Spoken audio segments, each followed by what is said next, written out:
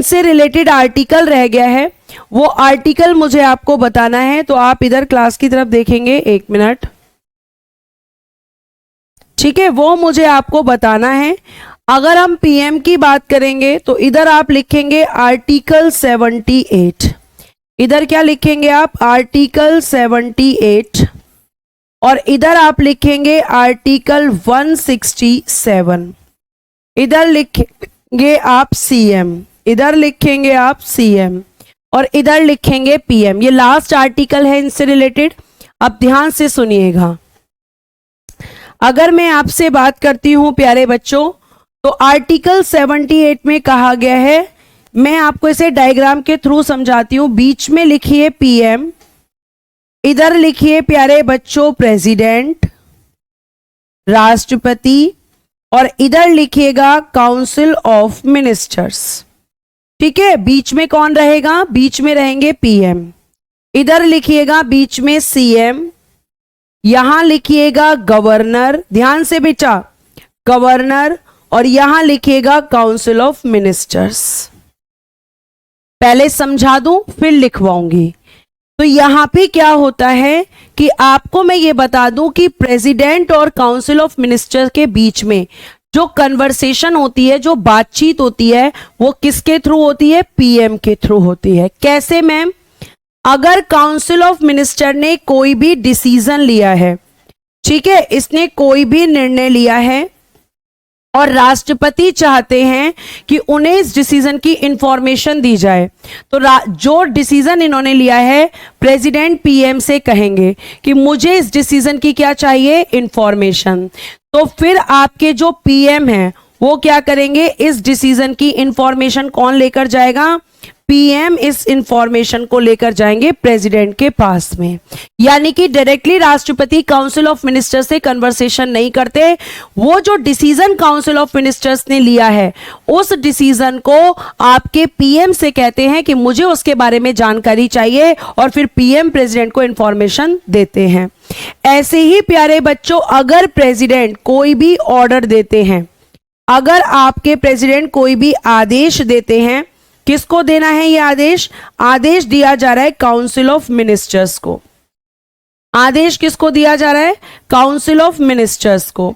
तो प्यारे बच्चे, ये जो आदेश है, ये वाला आदेश पहले पीएम के पास जाएगा और फिर पीएम इस आदेश को लेकर काउंसिल ऑफ मिनिस्टर्स के पास जाएंगे।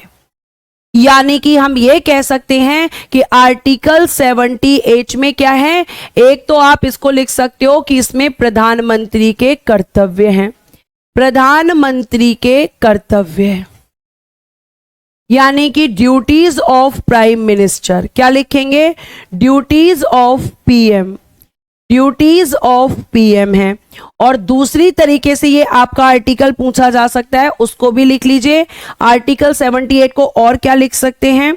और लिख सकते हैं कि प्रधानमंत्री राष्ट्रपति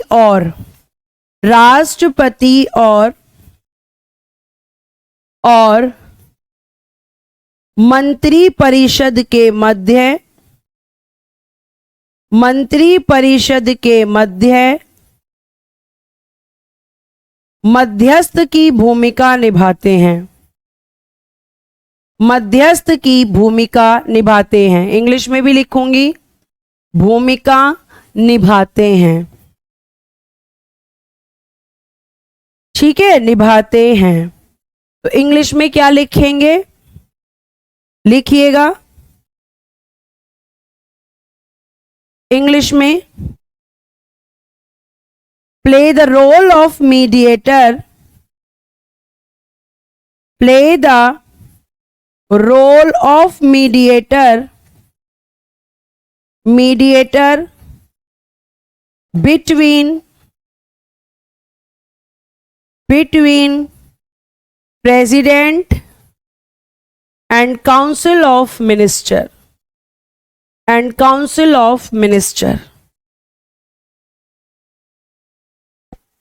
play the role of mediator between president and council of minister. ये किसके बारे में था? ये पीएम के बारे में था। मैं पीएम यहां लिख देती हूं, पीएम। और अब किसके बारे में पढ़ेंगे? सीएम। सेम यही चीज यहां पर भी होगी। यहां पे कौन प्ले करेगा रोल? यहां पे सीएम प्ले करेंगे, प्रेसिडेंट और काउंसिल ऑफ मिनिस्टर्स के बीच में। तो क्या लिखेंगे? आर्टिकल 167 लिखिएगा। मुख्यमंत्री राज्यपाल और मंत्री परिषद के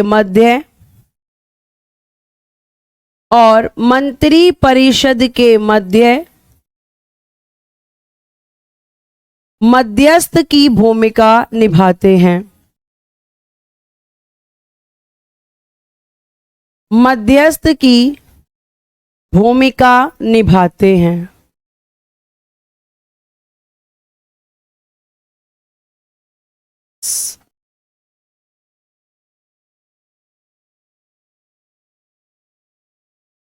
Play the role of mediator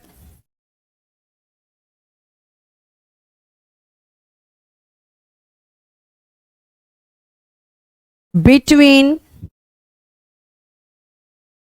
governor and council of ministers. Governor and council of ministers. Clear है? ये आपको ध्यान रखना है, ठीक है? यह आपको ध्यान रखना है।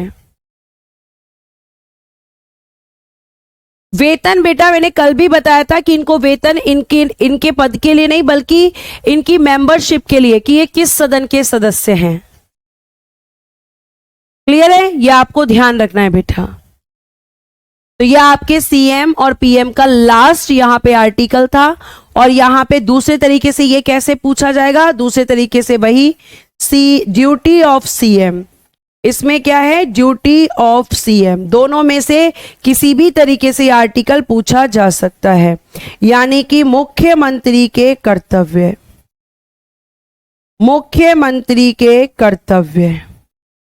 दोनों तरीके से आर्टिकल आपसे पूछा जा सकता है। मुख्यमंत्री के कर्तव्य, ठीक है? दोनों तरीके से आर्टिकल आपसे पूछा जा सकता है। तो मुख्यमंत्री के कर्तव्य और प्रधानमंत्री के कर्तव्य दोनों प्यारे बच्चों मैंने आपको यहां बता दिए हैं, ठीक है बच्चा? तो आज फिर आगे चलते हैं, आगे चल सकते हैं। यहां तक की बातें समझ आई? हाँ, राज ऋतु कुमार बेटा, इसमें मैंने ऐसा क्या बता दिया कि आपको समझ नहीं आया? कई बार, चलो आपके घर में चलते हैं, कई बार कैसा होता है, कई बार आप खुद समझ जाओगे, अब मुझे समझाने की फिर जरूरत ही नहीं है। कई बार ये होता है कि आपको अपने पापा से कोई बात कहनी है, लेकिन आप डायरेक्टली अपने पापा से वो बात नहीं कह पाते, तो आप अपनी मम्मी से कहते हो कि मम्मी प्लीज पापा को ये बात बोल दो। तो आपकी मम्मी वहां पर क्या हो गई? मीडिएटर। किस किस के बीच? आपके और आपके पापा के बीच। मतलब आपने जो बात मम्मी से कही, मम्मी उसको पापा को कहेंगी, ठीक है? मम्मी किसको कहेंगी? पापा को। और पापा जो आंसर देंगे फिर वो किसको बताएंगी? आपको।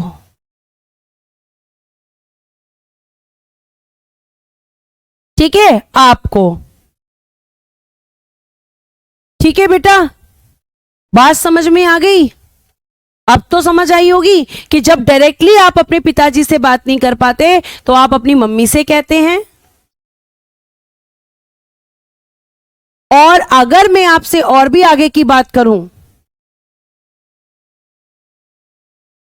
हाँ ऐसे भी पूछ सकते हैं, राज्यपाल को सूचना देना सीएम का कर्तव्य है, या फिर प्रधानमंत्री को सूचना देना राष्ट्रपति को सूचना देना प्रधानमंत्री का कर्तव्य है।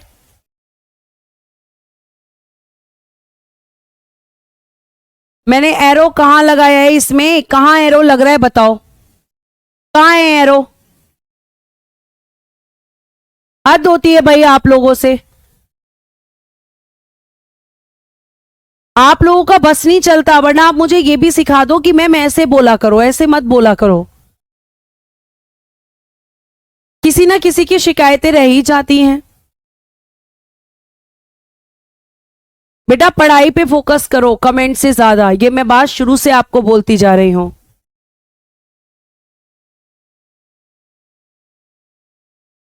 अंशिका कोई एरो नहीं लगा है, कोई एरो नहीं लगा है जिससे आपको दिक्कत होगी। ये सिर्फ समझाने के लिए है, लिखने का काम ये है, और ये बिल्कुल साधारण शब्दों में लिखा हुआ है, हिंदी में भी और इंग्लिश में भी।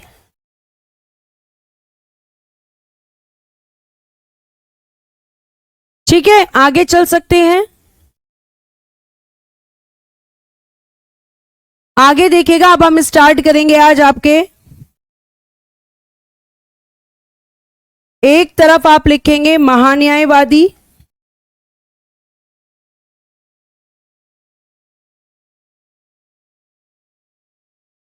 इधर लिखोगे महान्यायवादी,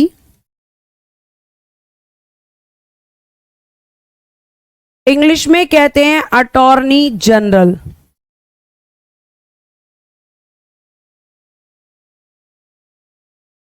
अटॉर्नी जनरल, इधर लिखोगे महाधिवक्ता, इंग्लिश में कहते हैं एडवोकेट जनरल।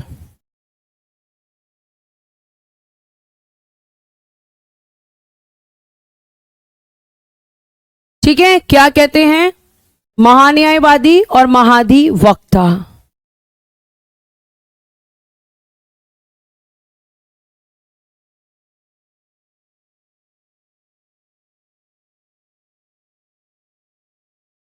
ठीक है, अगर मैं आपसे आगे बात करूं यहां पर, तो पहला क्वेश्चन कि ये कॉन्स्टिट्यूशन के किस पार्ट में है या किस भाग में है, तो भाग 5 में है। ये कॉन्स्टिट्यूशन के किस पार्ट में है, किस भाग में है, तो पार्ट 6 में है। ठीक है, उसके बाद अगर मैं बात करूं तो आर्टिकल, अब आगे हम बात करेंगे, पहले इनके बारे में।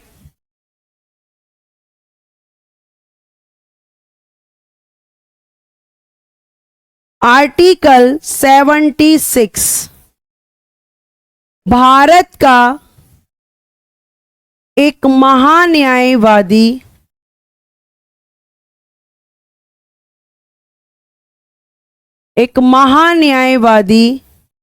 होगा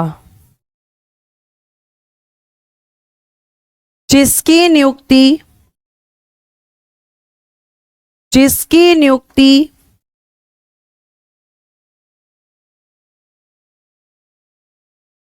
राष्ट्रपति द्वारा की जाती है, जिसकी नियुक्ति राष्ट्रपति द्वारा की जाती है। अगला आर्टिकल 165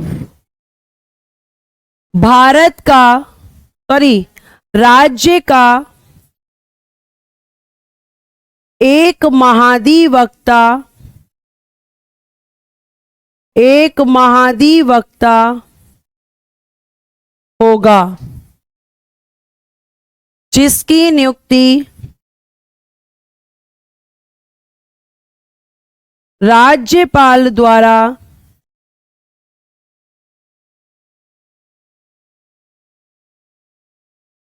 की जाती है।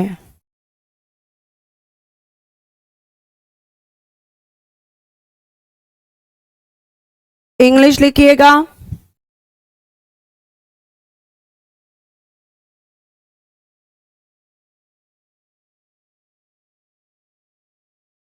There shall be a attorney general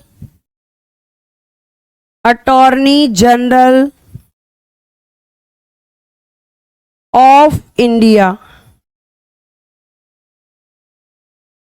Attorney General appoints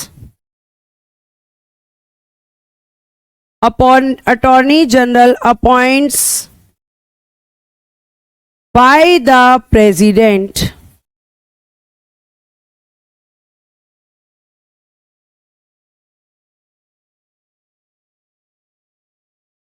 यहां लिखिएगा there shall be a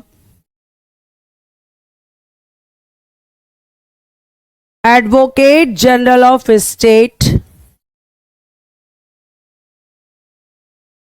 advocate general of state, advocate general appoints by the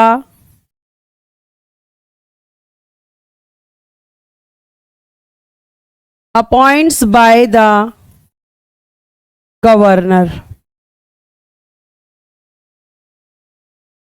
ठीक है, ये आपको यहां पे आपको ध्यान रखना है। तो अब बात आती है कि ये तो मैंने बता दिया कि ये एक होते हैं, लेकिन आखिर ये कौन होते हैं। ठीक है, ये आखिर कौन होते हैं। राजकुमार जी प्लीज एडवाइस मत दीजिए, मेरी आपसे हाथ जोड़कर रिक्वेस्ट है, प्लीज। आप लोगों को कोई सेटिस्फाइड नहीं कर सकता और मैं तो नहीं कर पाऊंगी। अब आपके इतने कमेंट्स होते हैं, मैम लॉन्ग लिखो, मैम शॉर्ट लिखो, मैम पीडीएफ से पढ़ाओ, मैम हाथ से पढ़ाओ। आप ये बताओ कि आप इतने सारे और मैं अकेली हूं, किस किस की बात मानूं मैं। और जहां पर आपके टाइपिंग की जरूरत है वहां टाइपिंग भी है। अगर 2 टॉपिक एक साथ पढ़ाने हैं तो हाथ का यूज करना पड़ेगा। आप लोगों को पूरा फोकस कमेंट पर रहता है, किसी भी तरीके से टीचर को बस परेशान करो। मैम लिखो मत, मैम समझाओ, क्योंकि बिना लिखे तो आपके अंदर इतना ज्यादा दिमाग है कि मैं बोलती जाऊंगी और आपका दिमाग टाइप करता चला जाएगा, है ना। आप इतने ज्यादा इंटेलिजेंट है कि आपको लिखने की जरूरत ही नहीं है। जब तक डांट नहीं खाते हो तब तक खाना हजम नहीं होता तुम्हारा। पता नहीं क्या आदत हो गई है तुम लोगों की।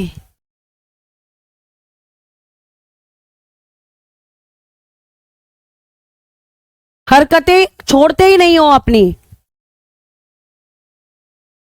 बोलने का मौका नहीं दोगे, लिखने का मौका नहीं दोगे, क्या आदत हो गई है बेटा।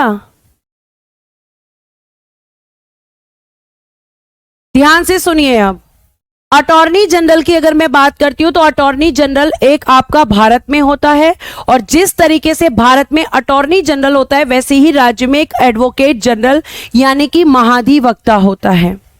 और प्यारे बच्चों, अटॉर्नी जनरल की नियुक्ति राष्ट्रपति करते हैं और एडवोकेट जनरल की नियुक्ति कौन करता है, राज्यपाल करते हैं। इतनी बात मैंने आपको लिखवाई है। लेकिन बात यह है कि मैम आखिर ये लोग कौन होते हैं और इनकी जरूरत हमें क्यों पड़ती है। तो प्यारे बच्चों, आप जरा मेरी बात को ध्यान से सुनेंगे और मुझे आंसर करेंगे, ठीक है। और वो क्या आंसर करेंगे, ध्यान से सुनिएगा। अगर मैं आपसे यहां पे बात करूं तो आपको मुझे यह बताना है कि बेटा आप पे किसी ने कोई लीगल केस कर दिया, आपको किसी कानूनी मामले में फंसा दिया, तो आप मुझे ये बताइए कि आखिर आप किसके पास जाएंगे कि भैया मुझे बचा लो। आपको लीगल मैटर से बाहर निकलने के लिए किसकी जरूरत होगी, प्लीज मुझे इस कमेंट का आंसर कीजिए, तभी मैं आपको समझा पाऊंगी। आपको मैंने एक क्वेश्चन दिया है कि आपको किसी लीगल मैटर में अगर कल के दिन फंसा दिया जाए तो आप उस लीगल मैटर से बाहर निकलने के लिए किसकी हेल्प लेते हो, बताओ जल्दी से, बताओ जल्दी से बेटा, किसकी हेल्प लेते हो, बताइए जल्दी से, बताइए बच्चा, किसकी हेल्प लेंगे आप, बताइए। एडवोकेट, श्वेता कह रही हैं कि मैम एडवोकेट, वकील, एडवोकेट, बहुत बढ़िया। अधिवक्ता की हम मदद लेंगे, वकील शब्द हम यहां यूज नहीं करेंगे, क्योंकि वकील जिसके पास एलएलबी की डिग्री होती है वो हर कोई वकील होता है, लेकिन एडवोकेट अधिवक्ता वही होता है जिसके पास हमारे जो है मैम बार काउंसिल का लाइसेंस होता है। तो बिल्कुल सही है जिन लोगों ने बोला है एडवोकेट या फिर अधिवक्ता, ठीक है। किसकी हेल्प लेंगे, तो ऐसे ही प्यारे बच्चों आपकी सरकार, भारत सरकार और राज्य सरकार दोनों को क्या चाहिए होती है, एक वकील की जरूरत पड़ती है। तो ये लोग कौन होते हैं, ये आपके सरकार के अधिवक्ता होते हैं, आपकी भाषा में कहूं तो उनके वकील होते हैं। लेकिन ध्यान रखना, वकील और एडवोकेट में अंतर होता है। एडवोकेट का मतलब होता है अधिवक्ता हिंदी में, और वकील का मतलब होता है लॉयर। वकील हर उस व्यक्ति को कह सकते हैं जिसके पास LLB की डिग्री है, और अधिवक्ता उसको कहते हैं जिसके पास में आपका कह सकते हैं कि बार काउंसिल का लाइसेंस है। ठीक है बेटा, मुझे गुस्सा नहीं आता है, आप यहां पे खड़े होकर देखो तब आपको समझ में आएगा कि कितना इरिटेटिंग लगता है जब एक कमेंट 10 बार आ जाता है। जिसे आप गुस्सा कहते हो उसे गुस्सा नहीं कहते, उसे समझाना कहते हैं, उसे मैनर सिखाना कहते हैं। और ये काम आपको स्कूल में भी किया गया होगा। टीचर पढ़ा रहा है स्कूल में और आप बातें कर रहे हो, लेकिन अपनी पढ़ाई पर फोकस नहीं है आप लोगों का। अगर मैं गुस्सा करती ना तो आप लोगों की क्लास बंद कर देती, उसे गुस्सा करना कहते हैं। और मैं बेटा नहीं कहती फिर आपको। जिस तरीके से आपके माता पिता का हक होता है आपकी गलती करने पर समझाने का, वैसे टीचर का भी हक होता है, और वो गुस्सा नहीं होता है। आप खुद सोच के देखो कि एक टीचर आपके लिए लगा पड़ा है और आप क्या कर रहे हो, उसे एडवाइस पे एडवाइस पे एडवाइस पे एडवाइस करते रहते हो, जबकि उसकी कोई गलती नहीं है। मैं चेक कर लेती हूं एक बार क्लास को।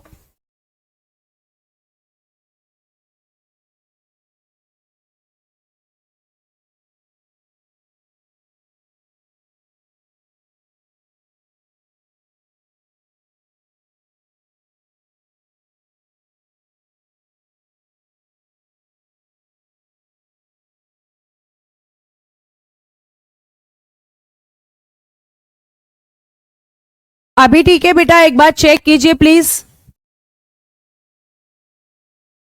बताइए जल्दी से एक बार। यहां पे आपकी वीडियो भी ठीक चल रही है, जल्दी से बताएंगे। आप देखिए एक बार, बताइए जल्दी से, कमेंट करेंगे आप सभी एक बार। बताइए अभी ओके है, फिर हम करते हैं।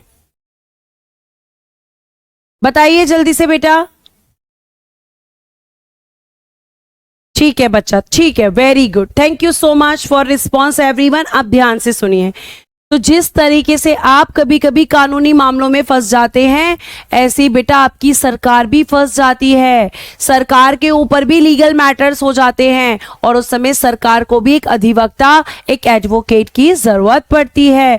तो वो ये आपके कौन होते हैं? ये आपके सरकार के अधिवक्ता होते हैं, एक तरीके से उनके एडवोकेट होते हैं। लेकिन अब इनकी क्या भूमिका होती है, अगर मैं यहाँ पे बात करूं प्यारे बच्चे, अगली स्लाइड पर अगर हम बात करें तो जरा ध्यान से देखेंगे प्यारे प्यारे बच्चों, और आप इधर लिखेंगे अटॉर्नी जनरल।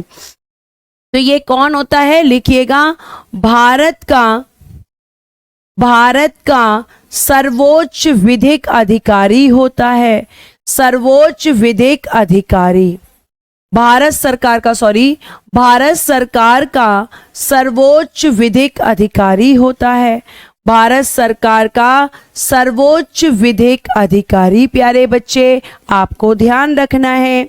सर्वोच्च विधिक अधिकारी, highest legal officer of Indian government, लिखिएगा, highest legal officer of Indian government. Bharat सरकार का सर्वोच्च विधिक अधिकारी होता है प्यारे बच्चों। ये आपका क्या करता है, वकील का काम। इसका काम भी लिख लीजिए, फिर एडवोकेट जनरल। अब मैम इसका कार्य क्या होता है, तो मैंने अभी अभी आपको बताया कि इसका कार्य या इसका फंक्शन क्या होता है। तो आप कहेंगे कि मैम इसका कार्य होता है, इसका कार्य क्या होता है, ध्यान से आप कहेंगे मैम इसका कार्य होता है, इसका फंक्शन होता है भारत सरकार को विधिक मामलों पर परामर्श देना, विधिक मामलों पर परामर्श देना, ठीक है, विधिक मामलों पर परामर्श देना पहला काम होता है बच्चा। ध्यान से सुनना, फिर उधर का आप खुद ही लिख लोगे। भारत सरकार को विधिक मामलों पर परामर्श देना, यानी कि consult on legal matters, consult on legal matters, legal matters, consult on legal matters of Indian government, of Indian government. ठीक है, भारत सरकार को परामर्श देना इसका काम होता है। और क्या करता है मैम ये, और क्या काम करता है दूसरा, देखिएगा। अब भैया ये वकील है तो ये भारत सरकार का केस भी लड़ेगा, तो लिखिएगा भारत सरकार के सभी मामलों की सुनवाई यानी कि हियरिंग, मामलों की सुनवाई यानी कि हियरिंग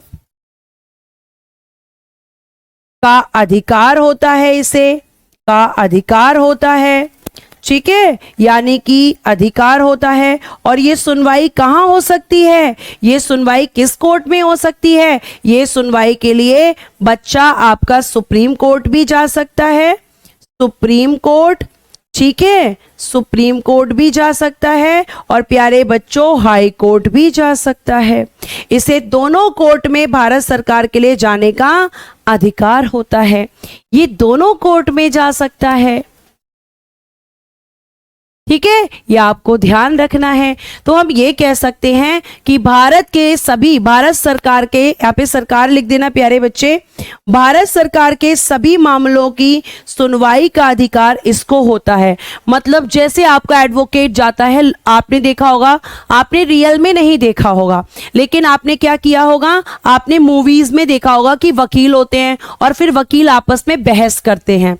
एक वकील क्या करता है, अपने व्यक्ति का पक्ष रखता है और दूसरा वकील अपने व्यक्ति का। तो यहां पर भी क्या होता है, यहां पर भी क्या होता है, ठीक है। तो यहां पे क्या होता है प्यारे बच्चों, यहां पे होता है कि भैया सबसे पहली बात यह होती है कि यहां पर आपका अटॉर्नी जनरल भारत सरकार का पक्ष रखता है। कहां पर, कोर्ट में। कहता है सरकार गलत नहीं है, सरकार बिल्कुल सही है, ये आपको ध्यान रखना है।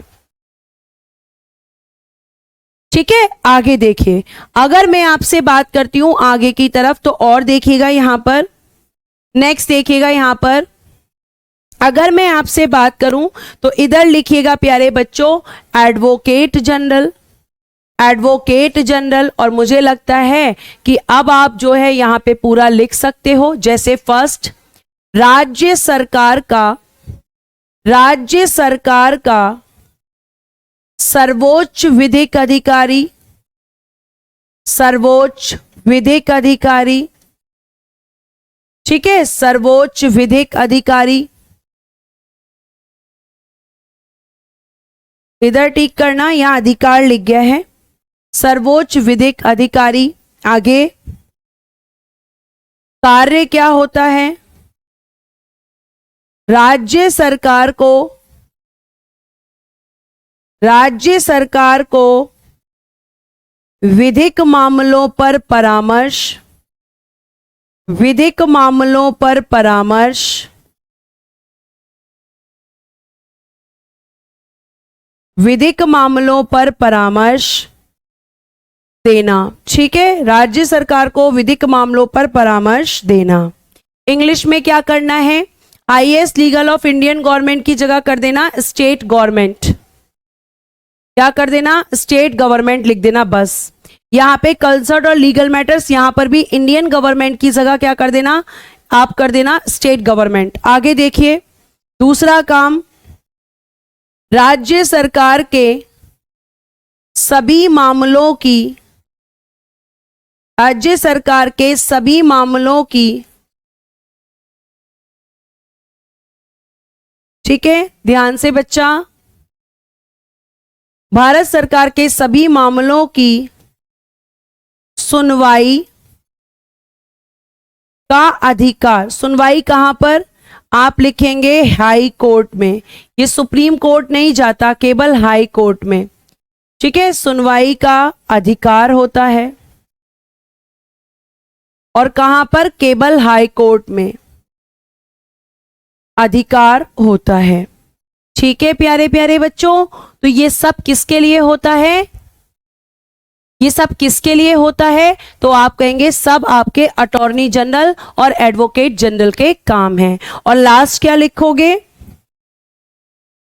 ये राज्य सरकार का पक्ष, ये राज्य सरकार का पक्ष न्यायालय, कौन सा न्यायालय? बता चुकी हूं, हाई कोर्ट। न्यायालय यानी कि कोर्ट में रखता है। और ये क्या करेगा? ये भारत सरकार का पक्ष रखेगा। ठीक है, तो हम अगली स्लाइड पे लिख देते हैं, अटॉर्नी जनरल सुप्रीम या हाई कोर्ट में भारत सरकार का पक्ष रखता है। कहता है भारत सरकार गलत नहीं है, भारत सरकार सही है, का पक्ष रखता है। ठीक है, ये होते हैं प्यारे बच्चे इनके वकील। जो काम आपका वकील आपके लिए करेगा वही काम क्या कर सकता है? आपका अटॉर्नी जनरल भारत सरकार के लिए और एडवोकेट जनरल आपकी राज्य सरकार के लिए। बस इतनी सी बात है बेटा। ठीक है, ये इसके कार्य होते हैं। ये क्या होते हैं? इसके कार्य। नियुक्ति मैंने आपको बता दी दोनों की, कार्य मैंने आपको बता दिया। अब आपका फेवरेट क्वेश्चन कि मैम सैलरी कितनी होती है? तो चलिए अब हम सैलरी को डिस्कस कर लेते हैं। ठीक है, सैलरी इधर समझ रहे हो ना कौन सा पार्ट चल रहा है? एडवोकेट जनरल, और यहां चल रहा है प्यारे बच्चे एडवोकेट जनरल। तो हमने इनकी नियुक्ति देखी, हमने इनका कार्य देखा, इनका पद क्या होता है इसको देखा। ठीक है, ये आपको ध्यान रखना है। नहीं अंकित जी, आप छोटे बच्चे नहीं, आप बहुत बड़े बच्चे हैं, आप बहुत बड़े बच्चे। आज से मैं आपको अंकित जी बोलूंगी जब भी मुझे आपका कमेंट दिखेगा, मैं आपको बच्चा नहीं बोलूंगी। ठीक है, जैसे आप लोग खुश रहें। चलिए आगे चल सकते हैं। देखिएगा यहां पर अगर हम आगे बात करते हैं तो इनका वेतन, आपका फेवरेट क्वेश्चन जो कि हमेशा से होता है, सैलरी। तो प्यारे बच्चे आप लिखेंगे वेतन राष्ट्रपति द्वारा निर्धारित। वेतन राष्ट्रपति द्वारा निर्धारित किया जाता है। निर्धारित किया जाता है। Salary determine by the president. अब आप मुझसे बोलेंगे कि मैम कितनी होती है? तो प्यारे बच्चे फिक्स नहीं है, जितना जो प्रेसिडेंट इनके लिए फिक्स कर देते हैं वही इनकी सैलरी होती है। ठीक है, वही इनकी सैलरी होती है। ठीक है, आगे चलते हैं, देखिएगा ध्यान से। आगे देखिए, उसके बाद में यहां पे इनकी सैलरी, सैलरी वाले पॉइंट पे ही लिख देती हूं सैलरी। तो यहां पे राज्यपाल, यहां कौन? यहां पे राष्ट्रपति, तो यहां पे राज्यपाल। वेतन राज्यपाल द्वारा निर्धारित किया जाता है। निर्धारित किया जाता है। अच्छा, फिर बात आती है कि वेतन कहां से दिया जाता है? तो प्यारे बच्चे यहां दिया जाएगा, लिखिएगा राज्य की संचित निधि से। राज्य की संचित निधि से दिया जाता है। तो सैलरी पे from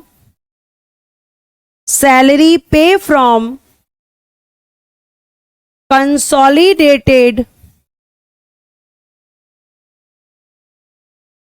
consolidated fund of state, fund of state, ठीक है, यहां फंड ऑफ स्टेट और यहां पर फंड ऑफ इंडिया।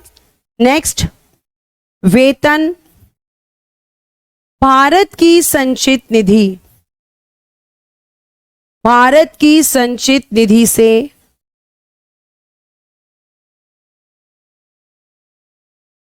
दिया जाता है।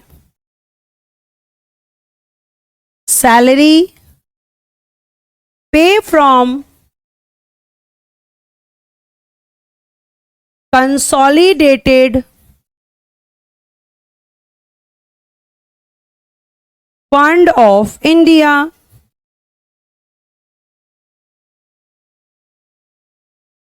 लेकिन फिर भी मैम कितना हो सकता है, कुछ तो आइडिया होगा आपको, फिर भी तो होगा, ठीक है, कितना हो सकता है? तो आप कहेंगे कि मैम अगर हम बात करते हैं, अगर एक ओवरऑल आइडिया लें इनकी सैलरी का, तो प्यारे बच्चे ये होता है आपका एडवोकेट जनरल हाई कोर्ट के जजेस के समान, और अटॉर्नी जनरल होता है सुप्रीम कोर्ट के जजेस के समान। तो हम ये कह सकते हैं कि सुप्रीम कोर्ट के जजेस को जो सैलरी मिलती है वो इसको मिलती होगी, और जो आपके हाई कोर्ट के जजेस को सैलरी मिलती है वो इसको मिलती होगी। बेटा ध्यान रखिएगा, बहुत अच्छे से, नहीं अंकित जी ध्यान रखिएगा, आपको बेटा नहीं कह सकती मैं, अंकित जी ध्यान रखिएगा कि इनकी जो सैलरी होती है या फिर किसी और पद की भी जो सैलरी होती है, जब तक ये पद पर रहेंगे उसे डिडक्ट नहीं किया जा सकता, उसे डिडक्ट नहीं कर सकते, उसे क्या कर सकते हैं, उसे केवल इंक्रीज कर सकते हैं।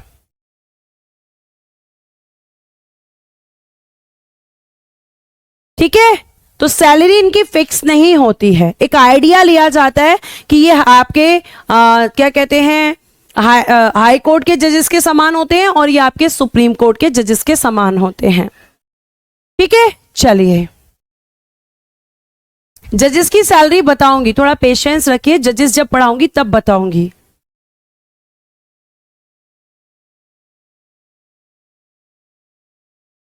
चलिए जजेस की सैलरी कितनी होती है बताती हूं मैं, चलो सैलरी, इनका वेतन किसके समान होता है मैंने आपको बता दिया, तो इनको तो मिलेगा 2,50,000 रुपए, ठीक है, और इनको कितना मिलेगा, इनको वेतन मिलेगा 2,25,000 रुपए,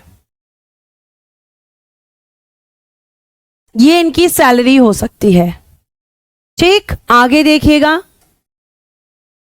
आगे देखिएगा, नेक्स्ट, आगे प्यारे बच्चों,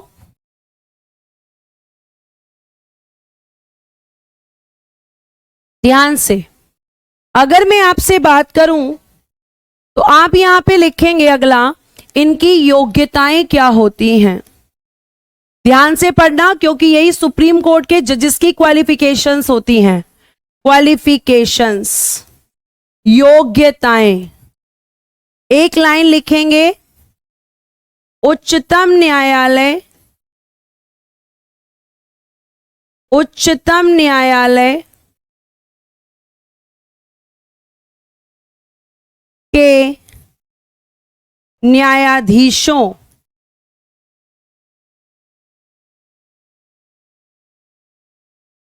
न्यायाधीशों मतलब जजेस के समान योग्यताएं, के समान योग्यताएं। और प्यारे प्यारे से बच्चों, ये जो क्वालिफिकेशंस हैं, ये जो जजेस की योग्यताएं हैं, आर्टिकल 124 के सब क्लॉज 3 में हैं, और यही योग्यताएं प्यारे बच्चे किसके लिए होती हैं, यही योग्यताएं आपके सुप्रीम कोर्ट के जजेस की होती है, जो मैं लिखवाने जा रही हूं। पहला लिखना, भारत का नागरिक, सिटीजन ऑफ इंडिया, भारत का नागरिक, सिटीजन ऑफ इंडिया। दूसरा, 5 वर्ष तक, 5 वर्ष का किसी भी उच्च न्यायालय में, किसी भी उच्च न्यायालय में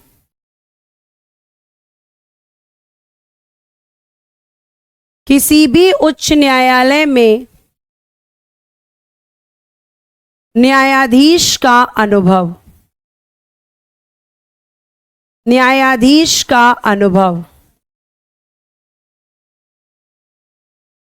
यानी कि उसने जज के रूप में काम किया हो, यानी कि उसने जज के रूप में काम किया। ऑस्ट्रेलिया जी भी बात करेंगे, अभी मैंने इनका कार्यकाल नहीं बताया है, अभी बात करेंगे, थोड़ा सा पेशेंस रखें, ठीक है। आगे देखिएगा, अब यहां पे लिखिएगा एक्सपीरियंस ऑफ जजेस, सॉरी आपका न्यायाधीश, यानी कि जज का एक्सपीरियंस होना चाहिए, अनुभव को कहेंगे एक्सपीरियंस।